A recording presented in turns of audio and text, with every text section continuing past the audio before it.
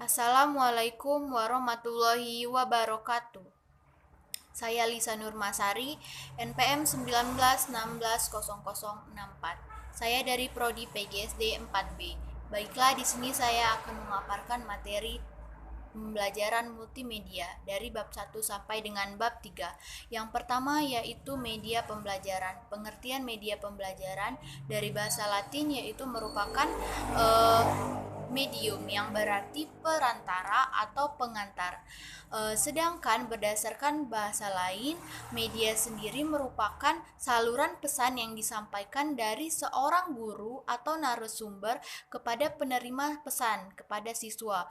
Nah, ibaratkan dengan tabungan air. Tabungan yang besar kita salurkan ke keran dengan perantara keran. Jadi, keran tersebut merupakan media pengantar air tersebut untuk menuju ke siswa. Jadi, sumber pesan yang disampaikan dari guru kita salurkan melalui media dan disampaikan kepada siswa. Media sendiri mempunyai manfaat dan fungsi. Manfaat media yang pertama yaitu menarik perhatian. Jadi, dengan menarik perhatian siswa, siswa akan melihat media kita itu dengan semenarik mungkin. Yang kedua yaitu pembelajaran akan lebih jelas, di mana kesalah pengertian siswa itu dapat kita jelaskan dengan media yang kita gunakan, seperti misalnya pembelajaran tentang IPA, bagaimana sih pohon pinus. Nah, ada kan siswa itu yang belum sama sekali melihat bagaimana bentuk pohon pinus. Daripada mereka salah pengertian pohon pinus itu seperti bentuk pohon mangga, dengan digunakan media tersebut kita dapat menjelaskan kepada siswa seperti inilah bentuk pohon pinus, bisa dari media gambar ataupun video. Selanjutnya, manfaatnya itu menimbulkan motivasi belajar siswa. Dengan digunakannya media tersebut, siswa akan tertarik dengan media, dengan materi yang kita gunakan, yang kita terapkan dengan penggunaan media yang kita lakukan.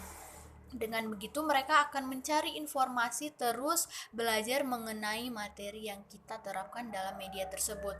Kemudian memberi perangsang pengalaman dan persepsi yang sama. Dengan persepsi yang sama itu akan tidak akan menimbulkan kesalahpahaman atau kesalahpengertian, karena kita menggunakan media, satu media untuk semua siswa-siswa. Kemudian manfaat selanjutnya memperjelas uh, memperjelas tentang materi yang kita jelaskan kepada siswa. Kemudian fungsi media itu sendiri yaitu menyampaikan informasi dari guru kepada siswa. Dengan segala bentuk media yang kita gunakan, kita bisa menyampaikan informasi langsung kepada siswa dengan lebih jelas, dengan waktu yang singkat, kemudian dengan ketidaksalahpahaman peserta didik. Kemudian jenis dan klasifikasi media pembelajaran itu ada 3. Yang pertama yaitu media audio. Media audio itu hanya berupa suara saja. Jadi contohnya seperti radio, kaset, kemudian piring kaset. Nah, yang kedua yaitu media audio visual, di mana indera yang digunakan merupakan indera penglihatan, seperti contohnya gambar, kemudian grafik, kemudian peta, itu bisa digunakan dalam media visual. Kemudian yang terakhir merupakan media audio visual. Unsur yang digunakan merupakan unsur suara dan unsur gambar. Contohnya seperti media video, media film, itu bisa kita gunakan dalam media audio visual. Sedangkan peran media pembelajaran ini sendiri untuk siswa itu sebagai sarana pencapaian tujuan pembelajaran kita, karena dengan digunakan media tersebut kita akan menyampaikan informasi yang terdapat dalam media sehingga akan melibatkan siswa di mana mereka akan tertarik, kemudian mereka akan belajar mengetahui pengetahuan yang mereka dapat dari media yang kita terapkan. Nah, kita akan masuk di bab kedua, yaitu tentang konsep dasar multimedia.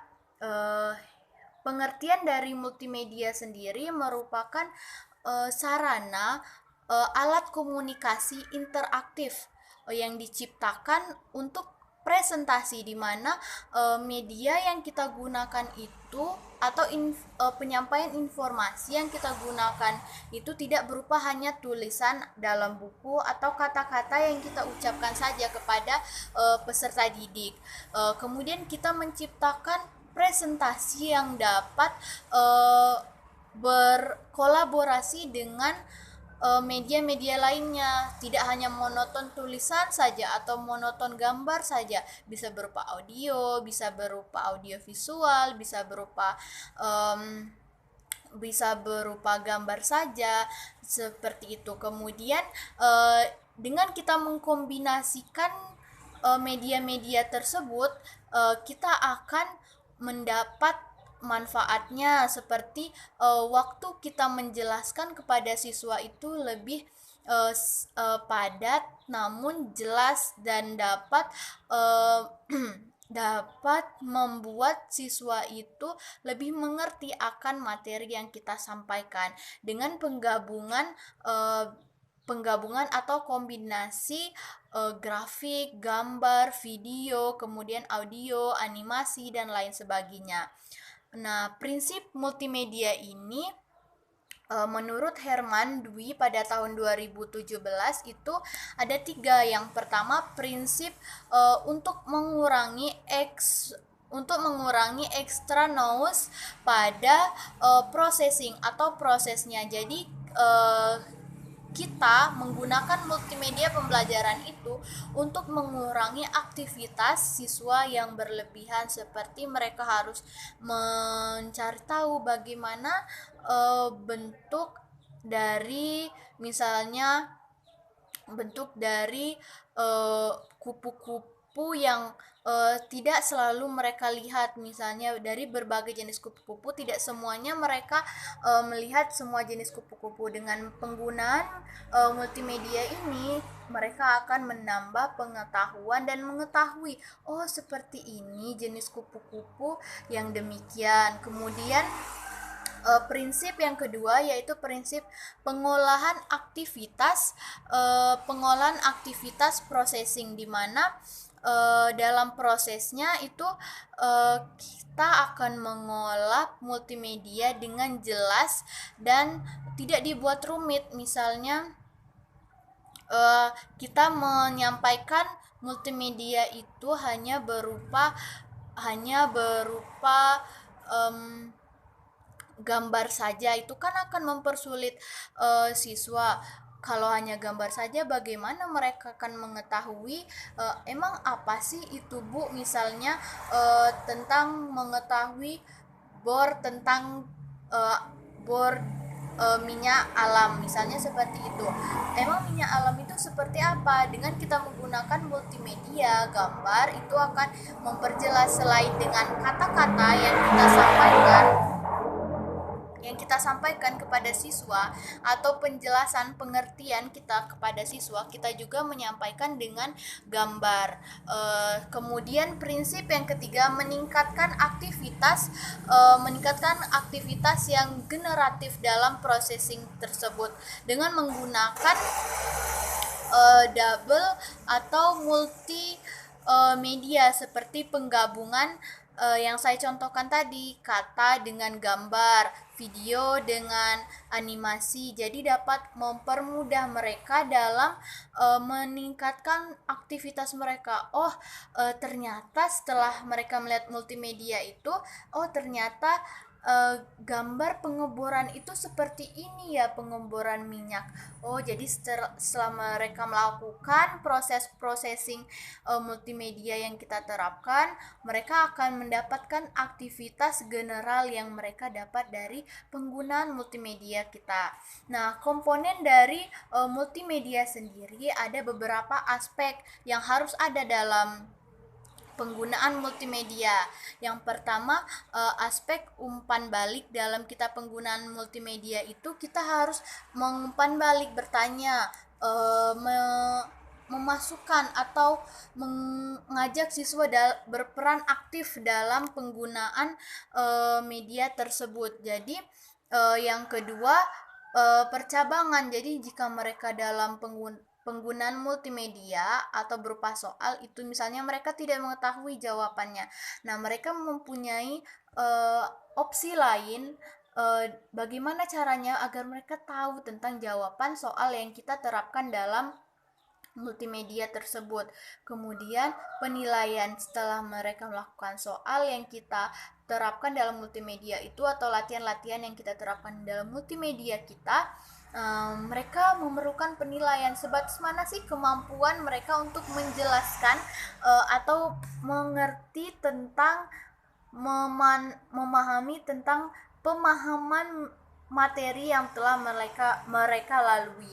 Kemudian yang keempat yaitu berupa komponen monitoring, di mana mereka memerlukan monitor atau bantuan jika mereka kesalah pengertian atau salah petunjuk, mereka akan meminta opsi bantuan terhadap di dalam multimedia kita tersebut. Kemudian yang selanjutnya tentang komponen petunjuk. Mereka akan mendapat petunjuk jika mereka mendapat kesulitan dalam mengerjakan atau melakukan multimedia yang kita berikan kepada siswa.